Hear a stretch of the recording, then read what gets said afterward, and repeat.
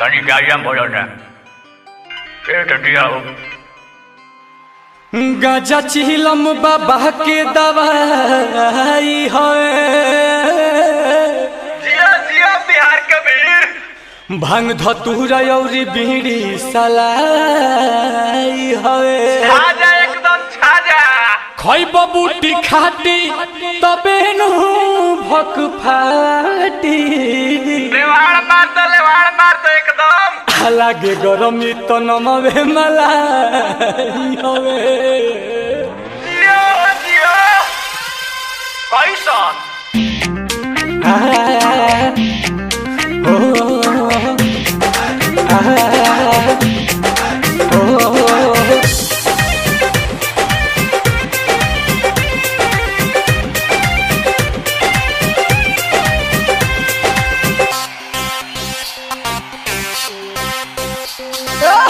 देवो घर दूर बहा ना जाइल जरूर बहा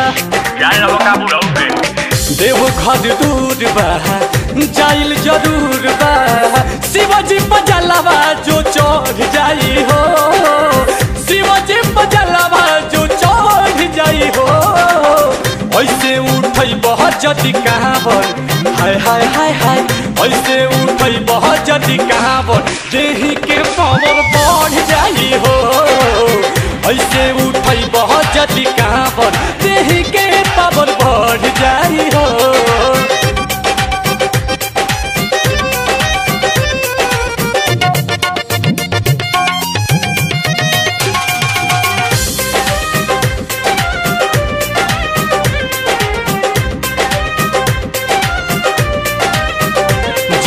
सावन में देव घर जाएला हो गंजा पिए में उना लजाएला हो भोला भक्तन के हे प्रसादी होवे पूरा सावन तो करो आजादी होवे जे भी सावन में देव घर जाएला हो गंजा पिए में उना लजाएला भोला भक्तन के भंगिए प्रसादी हवे पूरा सावन तय करो आजादी हवे दया वाली गाड़ी जदी लौट जाई हो दया वाली गाड़ी जदी लौट जाई हो ऐसे उठई बहुत जदी कहाँ ऐसे उठई बहुत जदी कहाँ देही के पावर बढ़ जाई हो ऐसे उठई बहुत जदी कहाँ बन देही के पावर बढ़ जाई हो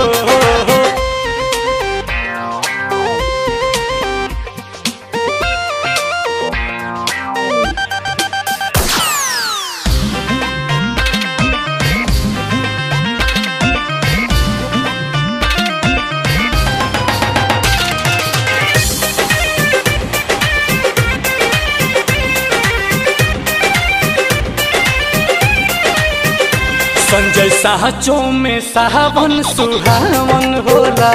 वही जे शिव जी के रोजे दूध नहावन होला नीलकमल विधाता के गुण गावेले देव घर के नजारा दर्शावेले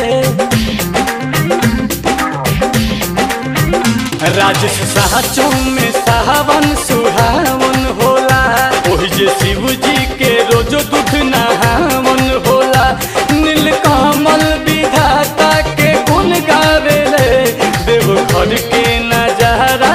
दर्शावेले भोला जी के नजरी जो गड़ जाई हो भोला जी के नजरी जो गड़ जाई हो ऐसे उठई बहुत जदी कहाँ हाय हाय हाय हाय ऐसे उठई बहुत जदी कहाँ देही के पावर बढ़ जाई हो ऐसे उठई बहुत जदी कहाँ देही के पावर बढ़ जाई हो